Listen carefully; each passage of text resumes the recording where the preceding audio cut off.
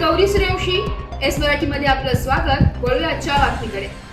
नारायण चौधरी आज दिंडोरी न्यायालयात हजर केले असता न्यायालयाने 6 दिवसाची पोलीस कोठडी सुनावण्यात आली आहे। सुरगाणा तालुक्यातील बुबळी येथे हरिश्चंद्र मनोहर देशमुख वय वर्ष 28 यांची 2 संशयित आरोपींसोबत शुक्रवारी रात्री 12 वाजता फोनवर संशयित आरोपी शिवीगाळ केली। या कारणामुळे झालेल्या मारहाणी डोक्यात लोखंडी पाईपने मारून हत्या केली होती। हत्येनंतर दोघेही आरोपी फरार झाले होते।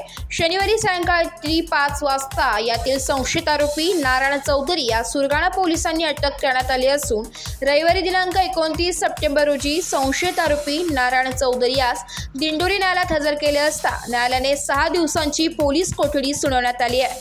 सुरगाणा पोलिसांनी दिलेल्या माहितीनुसार मयत झालेल्या पतीच्या पत्नी मनीषा हरिश्चंद्र देशमुख वय वर्ष 24 राहणार बुबळी हिने दिलेल्या फिर्यादीवरून सुरगाणा तालुक्यातील बुबळी येथे शुक्रवारी रात्री 12 वाजेच्या सुमारास फोनवर शिवीगाळ केली। या कारणामुळे झालेल्या मारामारीमध्ये हरिश्चंद्र मनोहर देशमुख वय वर्ष 28 यांच्या डोक्यात लोखंडी पाईपने मारल्याने त्यांचा मृत्यू झाला।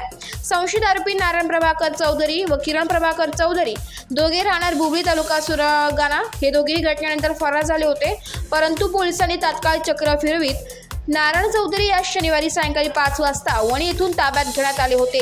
रविवारी दिंडोरी न्यायालयात हजर केले असता न्यायालयाने 6 दिवसाची पोलीस कोठडी सुनावण्यात आली आहे। दुसरा संशयित आरोपी किरण चौधरी हा फरार असून सुरगाणा पोलीस याबाबत पुढील तपास करीत आहे। सुरगाणा पोलीस ठाण्यात मारहाण करून जीवे ठार मारले म्हणून गुन्हा दाखल करण्यात आलाय।